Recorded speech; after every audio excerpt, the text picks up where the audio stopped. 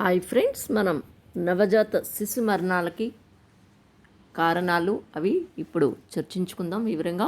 ఎందుకంటే నవజాత శిశువు అంటే 0 నుంచి 28 రోజుల పిల్లవాడిని మనం నవజాత శిశువుగా పేర్కొంటాం. అంటే ఈ కాలంలో చాలామంది పిల్లలకి కొన్ని ఇన్ఫెక్షన్స్ వచ్చి చనిపోతూ ఉంటారు. అసలు ఎలా వస్తాయి ఇవి ఇన్ఫెక్షన్స్? దానివల్ల కారణాలు ఏంటి అంటే మనకి 3 రకాల కారణాల వల్ల ఎక్కువ మంది చనిపోతూ ఉంటారు. ఒకటి సెప్సిస్, రెండోది ఆస్ఫిక్సియా, నెక్స్ట్ అపరిపక్వ శిశు జననాలు అంటే మాంసం నిండకుండానే పుట్టినందువల్ల చాలామంది కూడా చనిపోతూ ఉంటారు.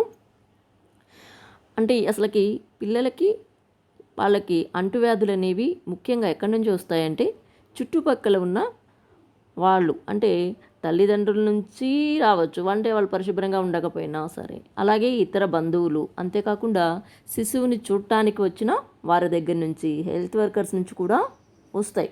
అంటే వీళ్ళందరూ కూడా హెల్తీగా ఉన్నప్పటికి కూడా శరీర పరిశుభ్రత పాటించకుండా బిడ్డను కానీ పట్టుకున్నట్లయితే, ఎత్తుకున్నట్లయితే బిడ్డకి ఇవన్నీ కూడా వాళ్ళ దగ్గర నుంచి వచ్చే క్రిముల వల్ల వాళ్ళకి ఇన్ఫెక్షన్ అనేది వస్తుంది. అలాగే కాన్పు దగ్గర, ఇంటి దగ్గర జరిగితే కూడా, హాస్పిటల్ దగ్గర జరిగినా కానీ పరిశుభ్రంగా లేకపోవడం వల్ల కూడా బిడ్డకు ఇన్ఫెక్షన్స్ అనేవి వస్తూ ఉంటాయి. కాబట్టి జాగ్రత్తగా ఉండాలి. మామూలుగా సహజంగానే బిడ్డ ఏమవుతుందంటే తల్లి గర్భంలో ఉన్నప్పుడు పూర్తిగా రక్షించబడుతుంది. ఎప్పుడైతే కాన్పు జరిగి మన మామూలు ప్రపంచంలోకి వస్తారో పిల్లలు, అప్పటి నుంచి రోగాలు అనేవి పిల్లలకి వస్తాయి. వాళ్ళని రక్షించే బాధ్యత ఎవరి మీద ఉంటుంది అంటే కుటుంబ సభ్యులకి శిశువుని రక్షించే బాధ్యత అనేది ఉంటుంది. అంటే శిశు సంరక్షణలో తీసుకునే ప్రతి చర్య కూడా బిడ్డలను క్రిముల నుండి రక్షించేదిగా ఉండాలి. ఎందుకంటే వీళ్ళు హెల్త్ ఒకవేళ ఇంటి దగ్గర అవుతున్నప్పుడు మనకి ఫస్ట్ది సెప్సిస్, అంటే 3 కారణాలు చెప్పుకున్నాం. అందులో సెప్సిస్ అనేది ఒక మేజర్ కాజ్ అనమాట. అంటే ఈ నవజాత శిశు మరణాలకి ప్రధాన కారణం అనేది సెప్సిస్. అంటే బిడ్డకు వ్యాధులను ఎదుర్కొనే శక్తి ఉండవలసిన స్థాయి కంటే తక్కువగా ఉన్నప్పుడు సూక్ష్మక్రిములు అనేవి శరీరంలోకి ప్రవేశించి ఇన్ఫెక్షన్ని కలిగిస్తాయి. అంటే ఈ ఇన్ఫెక్షన్ కొంతమంది పిల్లల్లో ఎలా ఉంటుందంటే కేవలం మామూలుగా ఈ ముక్కు దిబ్బడ, అలాగే శరీరంపై పొక్కులు మరియు చిన్నపాటి జ్వరం కనిపిస్తుంది. ఇది మామూలుగా పిల్లల్లో సర్వసాధారణమే. కానీ ఒక్కొక్కసారి ఇన్ఫెక్షన్స్ ఎలా వస్తాయంటే నిమోనియా కూడా వస్తుంది. ఇది చాలా ప్రమాదకరమైనది. దీనివల్ల క్రిములు ఏమవుతుందంటే శ్వాస వ్యవస్థ మీద, ఊపిరితిత్తులను దెబ్బతీస్తాయి. ఎప్పుడైతే బిడ్డ శ్వాస ఎక్కువగా ఇబ్బందికరంగా తీసుకుంటున్నాడో అప్పుడు ఛాతి లోపలికి పోతుందో దాన్ని నిమోనియాగా మనం గుర్తించవచ్చు. కాబట్టి పెద్ద పిల్లలకైతే వస్తే అక్కడే నయం చేయొచ్చు. కానీ నవజాత శిశువుల్లో కానీ వస్తే తప్పనిసరిగా హాస్పిటల్స్లోకి తీసుకొని వెళ్ళాలి. ఒకవేళ ఒక్కొక్కసారి క్రిములు శరీరం అంతటా కూడా వ్యాపిస్తాయి, శరీర భాగాలను కూడా దెబ్బతీస్తాయి. దీన్నే వైద్యులు మామూలుగా మనకి సెప్సిస్ లేదా సెప్టిసీమియా అంటే రక్తంలో చీము కలిగి ఉండటం అని చెప్తూ ఉంటారు దీన్ని. అంటే సెప్సిస్ అనేది ఇన్ఫెక్షన్స్ వల్ల వస్తుంది అనేది మనం చూసుకోవాలి. దీన్ని ఎలా ఐడెంటిఫై చేయొచ్చు అంటే శిశువు చురుగ్గా ఉంటుంది, మామూలుగానే చురుకుదనం లేకుండా ఉంటారు ఇలా ఉన్నవాళ్ళు. అంటే మగతగా ఉంటారు, అంటే నిద్ర అసలు ఎప్పుడు నిద్రపోతూనే ఉంటారు, తట్టి లేపినా కానీ లేవరు. అంటే బిడ్డ యొక్క శరీరం ఎలా ఉంటుందంటే చల్లగా ఉంటుంది. అంటే ఈ లక్షణాలను బట్టి వెంటనే శిశువుకి చికిత్స అనేది చేయించాలి. ఈ చికిత్స చేయించకపోతే ఏమవుతుంది, త్వరగా చనిపోతారు. వీరిని అప్పుడు ఇమీడియట్గా ఏం చేయాలి అంటే వైద్యుల దగ్గరికి, అంటే డాక్టర్స్ దగ్గరికి తీసుకెళ్ళి చికిత్స చేయిస్తే వెంటనే తగ్గి మళ్ళీ మామూలు నార్మల్కి వస్తారు. అంటే ఎలాగా అంటే ఈ మరణాలు నివారించడానికి మనం ఈ లక్షణాలను గుర్తుపెట్టుకొని డాక్టర్ దగ్గరికి పంపించాలి. ఎలాగా ఇప్పుడు సడన్గా వీళ్ళు ఎలా ఉంటారో ఒక్కసారి చూద్దాం మరలా కొంచెం వివరంగా. అంటే పాలు బాగానే తాగుతూ ఉంటాడు, అప్పటిదాకా బిడ్డ బాగానే తాగుతుంటాడు. అకస్మాత్తుగా సడన్గా పాలు తాగడు, సరిగ్గా తాగలేకపోవడం, అంటే సడన్గా ఆపేస్తాడు మధ్యలో. అలాగే అకస్మాత్తుగా వీళ్ళలో శిశువుల్లో ఏమవుతుందంటే చురుకుదనం ఉండదు, అంటే యాక్టివ్గా ఉండరు. అప్పటిదాకా ఆడుకుంటున్న వాళ్ళు కూడా సరిగ్గా ఆడలేకపోవడం, అంటే మగతగా ఉండి పాలు తాగలేకపోవడం కూడా ఉంటుంది. అలాగే శిశువుని మామూలుగా వెచ్చదనం కోసము శిశువుని గుడ్డలో చుట్టి ఉంచినా కానీ శరీరం అనేది చల్లగా అయిపోతుంది. ఇంకోటి, ఈ శిశువు నిమోనియా లక్షణాలు కలిగి ఉండడం వల్ల శ్వాస రేటు ఎలా అవుతుందంటే 60% కన్నా, అంటే 60 సార్లు కన్నా ఎక్కువగా ఉంటుంది. అంటే ఛాతీ లోపలికి పోయి ఉంటుంది. అంటే ఈ నవజాత శిశువులను అంటువ్యాధుల నుండి రక్షించవలసి ఉంటుంది మనం. అది కాబట్టి ఈ సెప్సిస్కి మనం ఏం చేయొచ్చు అంటే అంటువ్యాధుల నుండి రాకుండా చూడాలి. ఎందుకంటే ఇది ఎక్కువగా చాలామంది పిల్లల్లో ఈ బాటిల్ ఫీడింగ్ పడతారు కదా, అటువంటి పిల్లల్లో ఎక్కువగా వస్తుంది. ఎందుకంటే వాళ్ళు కాసే ఈ బాటిల్స్ ఉంటాయి కదా, ఈ నిప్పుల్స్ ఉంటాయి, బాటిల్స్ సరిగ్గా వాష్ చేయకపోవడం, దానివల్ల ఇమీడియట్గా వాళ్ళకి ఆ పాల పీకలను ఇప్పుడు నోట్లో పెట్టడం, వాటి వల్ల కూడా వాళ్ళకి ఇన్ఫెక్షన్స్ అండి, ఈ బ్యాక్టీరియా ఇవన్నీ కూడా ఇమీడియట్గా వచ్చి ఈ సెప్సిస్ అనేది ఎక్కువగా వస్తుంది. ఇంకా అలాగే కాకుండా బిడ్డను సరిగ్గా శుభ్రమైన బట్టలు అనేది పిల్లలకి వేయాలి. అంటే ఒక్కొక్కసారి ఏంటంటే బొడ్డు కట్టడానికి కొంతమంది దారాన్ని వాడుతుంటారు. ఆ దారం కూడా ఎండలో పెట్టింది ఉండాలంటే స్టెరిలైజ్ అనేది వాడాలి, లేకపోతే కూడా ఇన్ఫెక్షన్ అనేది వస్తుంది. కొంతమంది ఏంటంటే బిడ్డను అది బొడ్డు తాడు కోయడానికి ఏం చేస్తారంటే కొత్త బ్లేడ్ను ఉపయోగించాలి, కానీ ఉపయోగించుకోకుండా దాన్ని చేసినట్లయితే ఏమవుతుంది, సరిగ్గా ఉపయోగించకపోతే ఈ ఇన్ఫెక్షన్ అనేది వస్తుంది. అలాగే కొయ్యగా అంటే బిడ్డ అదేంటి, అలాగే బిడ్డకి సరిగ్గా అంటే శుభ్రమైన బట్టల్ని, అంటే పొడిగా ఉన్న బట్టల్ని వేయాలి, వాళ్ళ కింద పడుకోవడానికి కానీ చుట్టడానికి కానీ ఏదైనా సరే. ఇంకా ఒకటి సలహా ఏంటంటే వీళ్ళకి ఎండలో ఆరబెట్టినవి వెంటనే అట్లాగే మడతేస్తే కొంచెం వెచ్చగా కూడా ఉంటాయి.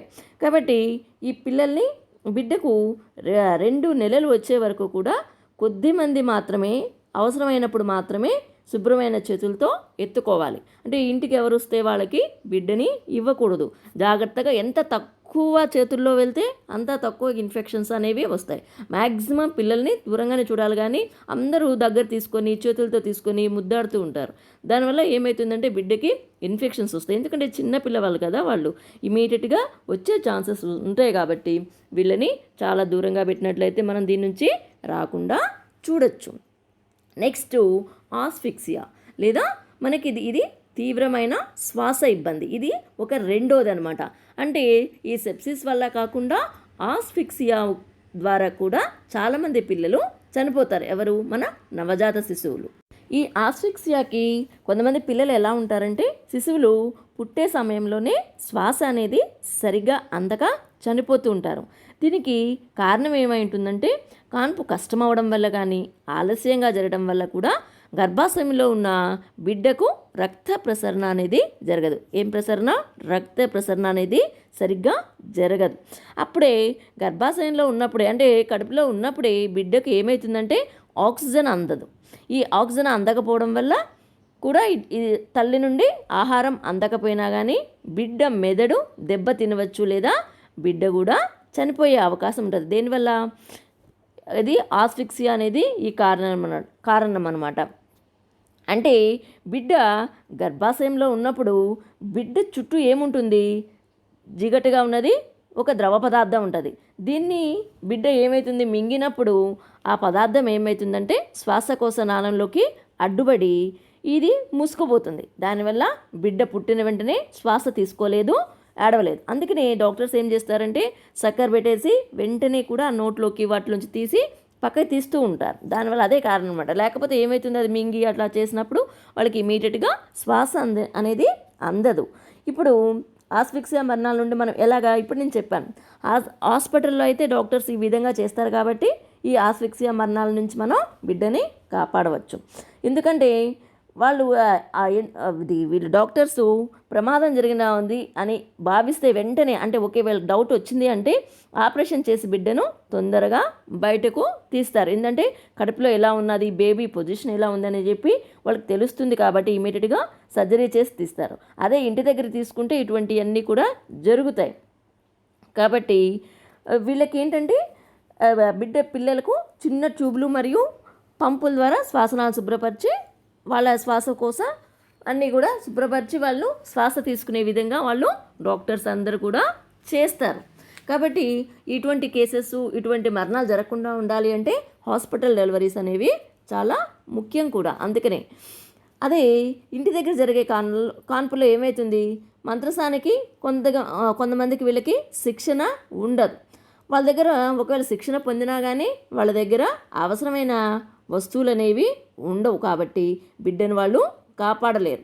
ఒకవేళ మంత్రసాన ఏం చేస్తుందంటే ఇంజెక్షన్లు ఇవ్వడం వల్ల కానీ, తల్లి పొట్ట మీద ఒత్తిడి కలుగజేయడం వల్ల కానీ బిడ్డ బయటికి తొందరగా వచ్చేట్లయితే అప్పుడు ఏమవుతుంది, బిడ్డ యొక్క మెదడు అనేది దెబ్బతింటుంది. అంటే వీళ్ళేంటి తొందరగా డెలివరీ కావాలని చెప్పి పొట్ట మీద అటు ఇటు ప్రెస్ చేస్తూ ఉంటారు. దానివల్ల ఏమవుతుంది, బిడ్డకి మెదడు మీద ఎఫెక్ట్ అనేది వస్తుంది. అంటే బిడ్డ మనం మామూలుగా డెలివరీ చేసేటప్పుడు నార్మల్గా రావాలి. అంటే ఆ హెడ్ ముందుకు వచ్చినప్పుడు జాగ్రత్తగా పట్టుకుంటే బేబీయే వచ్చేస్తూ ఉంటారు ఆ ప్రెషర్కి.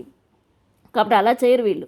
అలా చేసినందువల్ల ఏమవుతుందంటే ఇటువంటి ఆస్ఫిక్సియా అనేది వస్తుంది. ఒక్కొక్కసారి ఇటువంటి వల్ల తల్లి కూడా చనిపోయే అవకాశాలు ఎక్కువగా ఉంటుంది. కాబట్టి ఇటువంటివన్నీ కూడా మనము ఇంటి దగ్గర చేయకూడదు.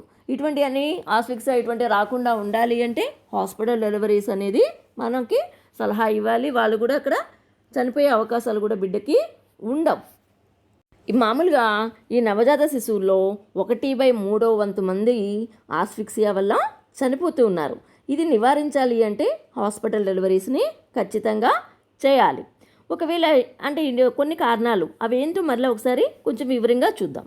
అంటే బిడ్డ బయటికి రాగానే ఏం చేయాలి, శుభ్రమైన బట్టతో పొడిగా ఉండేటట్లుగా తుడవాలి. మాయ బయటకు వచ్చే వరకు కూడా వేచి చూడాలి. వేచి చూడకూడదు, అంటే బిడ్డని తుడవాలి. అది బాగా వెచ్చగా ఉంచాలి. అలాగే బిడ్డ నోట్లో కానీ ముక్కులో కానీ ద్రవ పదార్థాలు ఏమన్నా ఉన్నట్లయితే అవి పోయేటట్లు బిడ్డను బోర్లా పడుకోబెట్టాలి. అలాగే బిడ్డ అరికాళ్ళు అరిచేతులను బొటనవేలు ఉపయోగించి బాగా రుద్దాలి. అప్పటికీ కూడా బిడ్డ శ్వాస తీసుకోవడం కానీ అడవడం కానీ చేయకపోతే బిడ్డ యొక్క ఛాతి మీద బొటనవేలును ఉపయోగించి ఒత్తిడి కలుగ చేయాలి. ఈ విధంగా 10 నిమిషాలు అనేవి చేసినప్పటికీ బిడ్డ శ్వాస తీసుకోకపోతే చనిపోయినట్లుగానే మనం భావించాలి. కాబట్టి శ్వాస తీసుకుని ఏడవనట్లయితే వెంటనే ఆసుపత్రికి తీసుకొని వెళ్ళాలి. కొందరు బిడ్డలు ఏడవకపోతే నీళ్లు వాళ్ళ మీద చల్లుతారు. ఇలా చల్లినందువల్ల ఏమవుతుంది అంటే బిడ్డకి అది మంచిది కాదు. బిడ్డ చల్లబడిపోతుంది. ఎందుకంటే వాళ్ళకి బయట ఉన్న వెచ్చదనానికి లోపల ఉన్న వెచ్చదనానికి వాళ్ళు అప్పటికే అడ్జస్ట్ అవ్వడం కష్టంగా ఉంటుంది. కాబట్టి ఇటువంటివి చెయ్యకూడదు. కొంతమందిని బిడ్డను తల పైకెత్తి చేయడం వల్ల కాళ్ళు పైన పట్టుకొని కిందకి పెడతారు. దానివల్ల ఏమవుతుందంటే మెదడు కూడా దెబ్బ తినవచ్చు. అలా చేయకూడదు. తలకిందులుగా పెట్టి చేయకూడదు యాక్చువల్గా. ఇప్పుడు కొన్ని సందర్భాల్లో ఏమైందంటే బిడ్డ వీపు మీద కానీ ఛాతీ మీద కానీ కొట్టడం జరుగుతుంది. దానివల్ల ఏమవుతుందంటే గట్టిగా కొట్టినందువల్ల ఏమవుతుందంటే పిల్లలు ఊపిరితిత్తులు మరియు అవయవాలు అనేవి దెబ్బతింటాయి. కాబట్టి ఇటువంటివన్నీ కూడా చెయ్యకుండా జాగ్రత్తగా ఉన్నట్లయితే ఈ ఆస్ఫిక్సియా అనేది రాకుండా ఉంటుంది. అంటే బిడ్డని మొత్తం మీద జాగ్రత్తగా చూసుకోవాలి. కాబట్టి ఇంత జాగ్రత్తగా తీసుకోవాలి అంటే దానికి దారేంటి, ఒక్క హాస్పిటల్ డెలివరీస్ మాత్రమే. కాబట్టి ఈ ఆస్ఫిక్సియా నుంచి రక్షించాలి అంటే హాస్పిటల్ డెలివరీ. మనకి 3వ కారణం అపరిపక్వ శిశు జననం. అంటే అసలు ఇవి ఎలా జరుగుతాయి ఏంటి అనేది ఇప్పుడు మళ్ళీ మనం వివరంగా చూద్దాం. అంటే కొన్ని వాళ్ళు పుట్టవలసిన తేదీ కంటే ఆ మంత్స్ కంటే ముందే పుడతారు. ఎట్లాగా అంటే దాన్ని మనం ఎలా ఐడెంటిఫై చేయొచ్చు అంటే సాధారణంగా వీళ్ళు ఎలా క్యాలిక్యులేట్ చేస్తామో అంటే తల్లి యొక్క చివరి బహిష్టు తేదీ నుంచి 9 నెలలకి 1 వారం ఆమె గర్భకాలంగా మనం నిర్ణయిస్తాం. దీన్ని బట్టి డాక్టర్లు లేదా నర్సులు అనేది కూడా వీళ్ళు ప్రసవ తేదీని అంచనా వేయడం అనేది జరుగుతుంది. అంటే ఒకవేళ చివరి బహిష్టు తేదీ కానీ సరిగ్గా గుర్తులేకపోతే డాక్టర్లు వేరే పద్ధతులు కూడా ఉపయోగించి ప్రసవ తేదీ అంటే డెలివరీ డేట్ని అంచనా వేస్తారు. అంటే గర్భకాలంలో ఆరోగ్య పరీక్ష చేసేటప్పుడు గర్భాశయ పరిమాణాన్ని బట్టి పరిగణలోకి తీసుకోవడం ద్వారా, అంటే దాని ఎంత సైజు ఉందో అనేది వాళ్ళు చెక్ చేయడం ద్వారా కూడా చెప్తారు. లేకపోతే సోనోగ్రఫీ అనే దాన్ని ఒక పరికరం దాన్ని కూడా ఉపయోగించి కూడా ప్రసవ తేదీని అంచనా వేయడం అనేది జరుగుతుంది. అంటే పద్ధతులు కొన్ని ప్రసవ తేదీని ఊహించి చెప్పడమే కానీ ఎవ్వరు కూడా దాన్ని ఈ డేట్లోనే ఖచ్చితంగా అవుతుంది అని చెప్పలేరు. ఎందుకంటే ఎంత డేట్ ఇచ్చినా కానీ కొంతమందికి ముందు అవుతుంటుంది, వెనకాల కూడా అవుతూ ఉంటుంది. ఇప్పుడు అదే ప్రసవ తేదీ కంటే అంచనా తేదీ కంటే కూడా 2 వారాలు కానీ ఎక్కువగా ఉంటే తల్లి గర్భాశయంలో ఉంటే వాళ్ళని మనం పోస్ట్ మెచ్యూర్ అంటే ఉండవలసిన దానికన్నా ఇంకా ఎక్కువ కాలమే ఉంటారు. కానీ ఇది చాలా అరుదుగా జరుగుతుంది. ఏదో కొన్ని సందర్భాల్లో మాత్రమే ఎక్కడో రేర్ కేసెస్లో పోస్ట్ మెచ్యూరిటీ అనేది ఉంటుంది. చాలామంది కూడా ముందుగానే జరుగుతుంటుంది. ఇది మనం ఈ అపరిపక్వ అనేది ఎలా ఐడెంటిఫై చేస్తాము అంటే జరగవలసిన దానికంటే డెలివరీ 3 వారాల కంటే ముందుగానే జరిగితే ఆ శిశువును మనం అపరిపక్వ శిశువు అని అంటాం. అంటే ఇది ఒక 10 మందిలో ఒక్క జననాలు జరిగితే ఒక్కటి జరిగే అవకాశం అనేది ఉంటుంది. అంటే ఇప్పుడు మామూలుగా ఒక గ్రామంలో తీసుకున్నామనుకోండి, 30 మంది పిల్లలు పుడితే దాంట్లో 3 నవజాత శిశువు అంటే అపరిపక్వ అనేది అంటే ప్రీమెచ్యూర్డ్ పిల్లలు అనేది పుడతారనేది ఒక అంచనా. కాబట్టి ఈ శిశువులు ఎక్కువ మంది చనిపోయే అవకాశం ఉంటుంది. ఎందుకంటే వీళ్ళ యొక్క అవయవాలు అనేవి కడుపులో ఉన్నప్పుడే అంతగా అభివృద్ధి చెందవు. ఎక్కువగా ఊపిరితిత్తులు, మెదడు సరిపోయినంతగా తయారు కావు. కాబట్టి పిల్లలు చనిపోయే అవకాశాలు ఎక్కువగా ఉంటాయి. అంటే వీళ్ళు పుట్టిన తర్వాత ఏమవుతుంది అంటే శ్వాస అనేది సరిగ్గా తీసుకోలేరు. ఈ అపరిపక్వ శిశువులు గట్టిగా కూడా ఏడవలేరు. అలాగే ఊపిరితిత్తులు సరిగ్గా తయారు కాకపోయినందువల్ల గాలిలో ఉన్న ఆక్సిజన్ని సరిగ్గా తీసుకోలేరు. దానివల్ల ఏమవుతుంది, లోపలికి శ్వాస మాత్రమే తీసుకుంటారు కానీ మళ్ళీ విడిచిపెట్టలేరు. అందుకనే వాళ్ళు కొంచెం గసపడుతున్నట్టుగా ఉంటారు. అలాగే కొంతమంది వీళ్ళు తల్లిపాలు తాగేటప్పుడు ఏమవుతుందంటే శిశువులు రొమ్మును సరిగ్గా చూషించలేరు, సరిగ్గా పాలను కూడా మింగలేరు. ఒకవేళ ఎక్కువ కొంచెం ఉన్నా కానీ ఉక్కిరి బిగ్గిరి అంటే తారుమారైపోతూ ఉంటారు పిల్లలంతా కూడాను. అలాగే వీళ్ళకి మెదడు అనేది సరిగ్గా ఎదగకపోవడం వలన కొన్ని సమయాల్లో ఒక్కొక్కసారి కూడా శ్వాస తీసుకోవడం ఆలస్యం అవుతుంది. ఈ విధంగా ఎక్కువసార్లు జరిగితే ఏమవుతుందంటే బిడ్డ బ్రతకడం కూడా కష్టమవుతుంది.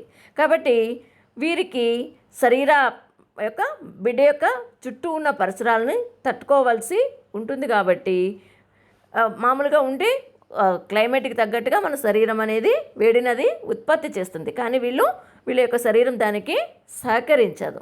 కాబట్టి ఈ పరిపక్వ శిశువు మాదిరిగా ఈ అపరిపక్వ అంటే నెలలు నిండకుండానే పుట్టిన శిశువు అని అంటే వీళ్ళు తొందరగా వ్యాధుల్ని ఎదుర్కొని పోరాడలేరు. అందుకే వీటిని ఎదురుగా ఉండి ఎందుచేతంటే వీళ్ళ యొక్క శరీరము బలహీనంగా ఉంటుంది. వీళ్ళకి చిన్న చిన్న వ్యాధులు కూడా త్వరగా వస్తాయి. వ్యాప్తి చెందడానికి తొందరగా వీళ్ళకి ఇన్ఫెక్షన్స్ అనేవి వస్తాయి. వీళ్ళని కాబట్టి ఇక్కడ ఎక్కువగా ఐసీయూలో వాటిలో ఉంచి వాళ్ళకి రక్షణ అనేది కలిగిస్తూ ఉంటారు. ఇంకా ఏంటంటే వీళ్ళని ప్రత్యేక హాస్పిటల్స్లో మాత్రమే పెట్టి రక్షించగలుగుతాం. కాబట్టి ఎందుకంటే అక్కడ సరైన టెంపరేచరు అవన్నీ కూడా జాగ్రత్తగా వాళ్ళు చూస్తారు హాస్పిటల్లో. కానీ ఇంటి దగ్గర అయితే అటువంటివన్నీ కూడా ఉండవు. కాబట్టి పిల్లల్ని బ్రతికించడం కష్టమవుతుంది. కాబట్టి ఇటువంటి వాళ్ళని జాగ్రత్తగానే మనం అక్కడ చేయాలి. అలాగే మనం బిడ్డని ఒకవేళ ఉన్నట్లయితే ఇంటి దగ్గర కానీ ఎక్కడైనా ఉన్నట్లయితే కానీ అప్పుడు ఏం చేయొచ్చు, వాళ్ళకి ముందుగా ఏం సలహా చెప్పచ్చు కానీ అంటే ఈ అపరిపక్వ శిశువులని తల్లికి దగ్గరగా ఉంచాలి. అంటే బిడ్డను తన శరీరానికి హత్తుకొని ఉండాలి. దాన్ని అంటే కంగారు పద్ధతిలో. అంటే కంగారు ఎలా ఉంటుంది, బిడ్డని ఎప్పుడు కూడా దగ్గరలోకి ఉంటుంది. అంటే ఏంటి, తల్లి యొక్క వేడి అనేది వాళ్ళకి వస్తుంది. అలాగే అంటే ఈ కంగారు పద్ధతిలో బిడ్డని చుట్టమే కాకుండా ఇంకో పద్ధతి ద్వారా కూడా ఉండాలి. అంటే ఎప్పుడు కూడా బిడ్డని వెచ్చగా ఉండాలి. అంటే పరిసరాలు వెచ్చగా ఉండాలి అంటే ఏం చేయొచ్చు అంటే బిడ్డ ఉన్న మూసి ఉంచిన గదిలో కొంచెం బొగ్గుల కుంపటిని లేదా హీటర్ను కూడా ఉంచాలి. అంటే బొగ్గుల కుంపటిని పెట్టాం కదా అని మళ్ళీ పొగ వేయడం కాదు, కొంచెం వెచ్చదనం కోసం ఉంచాలి. ఒకవేళ ఎక్కువ మండిపోతున్నట్లయితే బయటికి పంపించేటట్టుగా చూసుకోవాలి. కిటికీని ఉంచాలి, కిటికీని క్లోజ్ చేసి మళ్ళగా ఉంచకూడదు. అలాగే వీళ్ళని సౌకర్యంగా ఎక్కువ ఉష్ణోగ్రత అంటే మరి ఎక్కువ ఉష్ణోగ్రత కాకుండా జాగ్రత్తగా వాళ్ళని కాపాడాల్సిన బాధ్యత అనేది ఉంటుంది. ఇంకో విషయం ఏంటంటే ఈ నవజాత శిశువుల్ని కానీ ఈ నవజాత శిశువు కాకుండా అపరిపక్వ శిశువులకి పుట్టినప్పటి నుంచి ఒక్క వారం రోజులు మాత్రం వీళ్ళకి స్నానం చేయించకూడదు. ఎందుకంటే బిడ్డకి ఆ తడిబడితో తుడిస్తే కానీ తడిబడితో కానీ పొడిబడితో కానీ తుడవాలి, అంతేగాని స్నానం అనేది చేయించకూడదు. ఎందుకంటే వీళ్ళు బయట ఉష్ణోగ్రతకి వీటికి అలవాటు పడి ఉండరు కాబట్టి వారం రోజులు అనేది వాళ్ళకి చేయించకూడదు. వీళ్ళు ఎలా ఉంటారంటే మామూలుగా చాలా చిన్నగా ఉంటారు. మామూలు పిల్లల కంటే కూడా పొట్ట చాలా చిన్నగా ఉంటుంది కాబట్టి ఎక్కువ పాలు కూడా వాళ్ళు తీసుకోలేరు.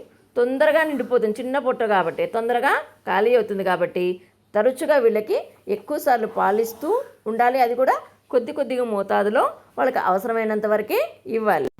కాబట్టి ఈ అపరిపక్వ శిశువుకి తల్లిపాలు ఇచ్చేటప్పుడు చాలా ఓర్పుగా ఉండాలి. ఎందుకంటే సాధారణ శిశువులు 20 నిమిషాల కాలం తీసుకుంటే వీళ్ళు 30 నిమిషాల కాలం తీసుకుంటారు. అప్పటికి కూడా పూర్తిగా తాగలేరు, మధ్యలోనే నిద్రపోతూ ఉంటారు. ఈ నిద్రపోతూ తిరిగి వాళ్ళకి పాలు తాగడానికి సుముఖంగా ఉండరు. ఆకలిగా కూడా ఆకలికి ఆగలేరు మరలా. కాబట్టి తల్లి దగ్గర పాలు తాగేందుకు సముఖంగా లేకపోతే అప్పుడు ఏం చేయొచ్చు అంటే తల్లి కప్పులో పాలు పిండి వాళ్ళకి పట్టించాలి. అదే నార్మల్ బేబీ అయితే ఏమవుతుందంటే వాళ్ళు ఒక్కోసారి నిద్రపోతున్నప్పుడు కూడా మధ్యలో లేచి మళ్ళీ పాలు అనేవి తాగుతూ ఉంటారు మరలా. కాబట్టి ఈ అపరిపక్వ శిశువులు చనిపోవడానికి మొదటి కారణం ఏంటంటే ఇన్ఫెక్షన్స్. అంటే సాధారణంగా కూడా క్రిముల ద్వారా వచ్చే ఇన్ఫెక్షన్స్ తల్లి దగ్గర నుంచి, తల్లిదండ్రుల నుంచి వస్తాయి, కుటుంబ సభ్యుల నుంచి కూడా వస్తూ ఉంటాయి. కాబట్టి హాస్పిటల్కి వెళ్తే వాళ్ళ సిబ్బంది నుంచి కూడా వస్తాయి. కాబట్టి ఏం చేయాలి అంటే జాగ్రత్తగా ఉండాలి. అంటే ఒకవేళ తల్లి మరియు కుటుంబంలో ఒక వ్యక్తి మాత్రమే శిశువుని తాకాలి. ఇంట్లో ఉన్న ఫ్యామిలీ మెంబర్స్ అందరూ కూడా తాకకూడదు. ఎవరైతే శిశువుని ఎక్కువగా ఎత్తుకుంటారో వాళ్ళు కూడా పట్టుకునేటప్పుడు వాళ్ళు చేతులు అనేవి శుభ్రంగా పెట్టుకోవాలి. శుభ్రంగా చేతులు సోప్తో కడుక్కొని అప్పుడు మాత్రమే శిశువుని తాకాలి. అంటే ఎప్పుడైనా డైపర్స్ మార్చాలన్నా ఏం చేయాలన్నా కూడా ఒక్కళ్ళు మాత్రమే ఆ విధంగా చేయాలి. ఎందుకంటే బిడ్డను మామూలుగా ఇది బొడ్డుతాడిని కత్తిరించిన తర్వాత కోయాలి కదా. ఆ తర్వాత ఏం చేస్తారంటే దాని మీద ఏదో ఒకటి రాసేస్తూ ఉంటారు. దానివల్ల ఏమవుతుందంటే ఇన్ఫెక్షన్స్ వస్తాయి.